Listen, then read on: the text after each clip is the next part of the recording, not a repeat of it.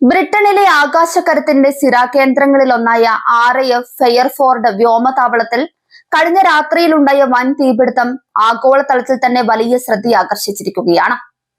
American ഐക്യനാടുകളുടെ അത്യാധുനിക bomber വിമാനങ്ങളുടെ പ്രധാന താവളമായി പ്രവർത്തിക്കുന്ന ഈ സൈനിക കേന്ദ്രത്തിലുണ്ടായ അപകടം വലിയ ആശങ്കകൾക്കാണ് വഴിതെളിച്ചത്. UK ഗ്ലൗസെസ്റ്റർഷെയറിലുണ്ടായ ഈ അപകടം പുറം ലോകം അറിയുന്നത് ആകാശത്തേക്ക് ഉയർന്ന കറുത്ത പുകച്ചുരുളുകൾ കണ്ടതോടെയാണ്. താവളത്തിലെ പ്രധാനപ്പെട്ട ഒരു സ്റ്റോറേജ് കെട്ടിടത്തിലാണ് തീപിടുത്തമുണ്ടായതെന്ന് പ്രാഥമിക റിപ്പോർട്ടുകൾ സൂചിപ്പിക്കുന്നു. അഗ്നിശമന സേനയുടെയും സൈനിക വിഭാഗത്തിന്റെയും സംയുക്തമായ പരിശ്രമത്തിനൊടുവിലാണ് തീ നിയന്ത്രണ വിധേയമാക്കാൻ സാധിച്ചത്. വൻ സ്ഫോടനങ്ങൾ നടക്കാൻ സാധ്യതയുള്ള ഇന്ധന ശേഖരങ്ങളും യുദ്ധവിമാനങ്ങളും നിലയുറപ്പിച്ചിട്ടുള്ള മേഖലയായതിനാൽ അതീവ ജാഗ്രതയോടെയാണ് രക്ഷാപ്രവർത്തനം ഏകോപിപ്പിച്ചത്. സംഭവ സമയത്ത് താവളത്തിന്റെ പരിസരത്ത് കനത്ത പുക പടർന്നത് സമീപവാസികളെ പരിഭ്രാന്തരാക്കി. സുരക്ഷാ മുൻകരുതലിന്റെ ഭാഗമായി അധികൃതർ പ്രദേശവാസികൾക്ക് കർശന മുന്നറിയിപ്പുകൾ നൽകിയിരുന്നു. അപകടത്തിൽ ആർക്കും പരിക്കേറ്റിട്ടില്ല എന്നത് വലിയൊരു ആശ്വാസമായി കരുതപ്പെടുന്നുണ്ട്. കെട്ടിടത്തിനുള്ളിൽ കുടുങ്ങിയവരെയോ ഡ്യൂട്ടിയിലുണ്ടായിരുന്നവരെയോ സുരക്ഷിതമായി മാറ്റാൻ സേനയ്ക്ക് സാധിച്ചു. ആളപായം ഒഴിവാക്കാൻ സാധിച്ചത് സൈനിക കേന്ദ്രത്തിലെ കൃത്യമായ പരിശീലനവും വേഗത്തിലുള്ള തീരുമാനങ്ങളും കൊണ്ടാണെന്ന് നിരീക്ഷകർ വിലയിരുത്തുന്നുണ്ട്. തീപിടുത്തത്തിന്റെ യഥാർത്ഥ കാരണം കണ്ടെത്താൻ സൈനിക തലത്തിലുള്ള ഉന്നത അന്വേഷണം ആരംഭിച്ചു കഴിഞ്ഞു. ഒരു ഷോർട്ട് സർക്യൂട്ടോ അതല്ലെങ്കിൽ മറ്റേതെങ്കിലും സാങ്കേതിക തകരാറോ ആകാം അപകടത്തിന് പിന്നിലെന്ന് പ്രാഥമിക നിഗമനമുണ്ട്. മിഡിൽ ഈസ്റ്റ് മേഖലയിലെ സൈനിക നീക്കങ്ങളിൽ RAF ഫയർഫോർഡിനുള്ള പങ്ക് വളരെ വലുതാണ്. പ്രത്യേകിച്ച് അമേരിക്കൻ ബോംബർ വിമാനങ്ങളായ B-52 പോലെയുള്ളവ ഇവിടെ നിന്നാണ് പലപ്പോഴും തന്ത്രപരമായ മുന്നേറ്റങ്ങൾ നടത്താറുള്ളത്. അമേരിക്കൻ വ്യോമസേനയ്ക്ക് യൂറോപ്പിലുള്ള ഏറ്റവും പ്രധാനപ്പെട്ട ലോജിസ്റ്റിക് കേന്ദ്രം കൂടിയാണിത്.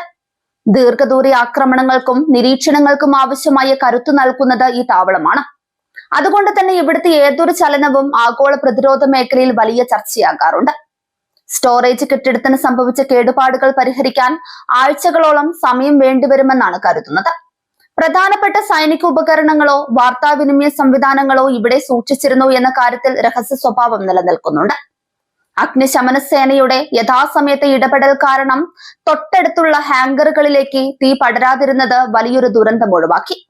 ലോകത്തിലെ തന്നെ ഏറ്റവും ശക്തിയേറിയ ബോംബർ വിമാനങ്ങൾ ഇരിക്കുന്നിടത്തേക്ക് തീ പടർന്നിരുന്നെങ്കിൽ അതിന്റെ ആഘാതം വിവരിക്കാനാകാത്തതായിരുന്നു.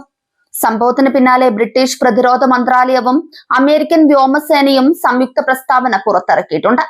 അന്വേഷണ റിപ്പോർട്ട് വന്നതിന് ശേഷം മാത്രമേ കൂടുതൽ വിവരങ്ങൾ പുറത്തുവിടുകയുള്ളൂ എന്നവർ വ്യക്തമാക്കി.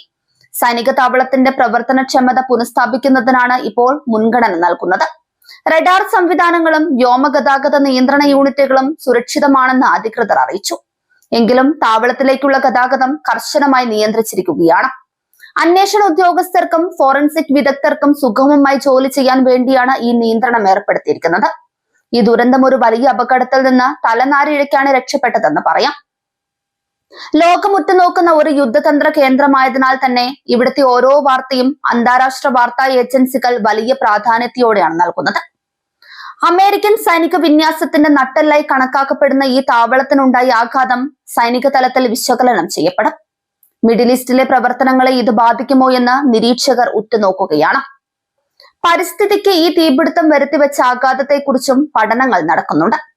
അന്തരീക്ഷത്തിൽ കലർന്ന പുകയും രാസവസ്തുക്കളും മണ്ണിലും ജലത്തിലും കലരാൻ സാധ്യതയുണ്ടോ എന്ന് വിദഗ്ധർ പരിശോധിക്കുന്നു. സൈനിക താവളത്തിനകത്തെ ജലസ്രോതസ്സുകൾ സുരക്ഷിതമാണെന്ന് ഉറപ്പുവരുത്താൻ നടപടികൾ സ്വീകരിച്ചു കഴിഞ്ഞു. പൊതുജനങ്ങളുടെ ആശങ്ക പരിഹരിക്കാൻ സൈനിക വക്താക്കൾ കൃത്യമായ ഇടവേളകളിൽ വിവരങ്ങൾ കൈമാറുന്നുണ്ട്. തെറ്റായ വാർത്തകൾ പ്രചരിക്കാതിരിക്കാൻ ഔദ്യോഗിക ചാനലുകൾ വഴി മാത്രമേ വിവരങ്ങൾ വിശ്വസിക്കാവൂ എന്ന നിർദ്ദേശവുമുണ്ട്. ഈ സംഭവം ഒരു പാഠമായി ഉൾക്കൊണ്ട് ഭാവിയിൽ കൂടുതൽ ജാഗ്രത പാലിക്കാൻ സൈനിക നേതൃത്വം തയ്യാറെടുക്കുന്നു. ബ്രിട്ടീഷ് അമേരിക്കൻ സൈനിക സഹകരണത്തിന്റെ പ്രതീകമാണ് RAF ഫെയർഫോർഡ്. അതുകൊണ്ട് തന്നെ ഇരു രാജ്യങ്ങളും ഒരുമിച്ച് ഈ പ്രതിസന്ധിയെ നേരിടുന്നു. തകർന്ന കെട്ടിടത്തിന്റെ പുനർനിർമ്മാണം ഉടൻ ആരംഭിക്കുമെന്നും അത്യാധുനികമായ സുരക്ഷാ സംവിധാനങ്ങൾ അവിടെ ഏർപ്പെടുത്തുമെന്നും റിപ്പോർട്ടുകളുണ്ട്. അന്വേഷണത്തിന്റെ ഭാഗമായി ഡ്യൂട്ടിയിൽ ഉണ്ടായിരുന്ന ഉദ്യോഗസ്ഥരുടെ മൊഴികൾ രേഖപ്പെടുത്തി വരികയാണ്. CCTV ദൃശ്യങ്ങളും സാങ്കേതിക ഡാറ്റയും പരിശോധിക്കുന്നതിലൂടെ തീപിടുത്തത്തിന്റെ കൃത്യമായ സമയം കണ്ടെത്താൻ സാധിക്കും. ഇത് അപകടത്തിന്റെ ഉത്ഭവം തിരിച്ചറിയാൻ സഹായിക്കും.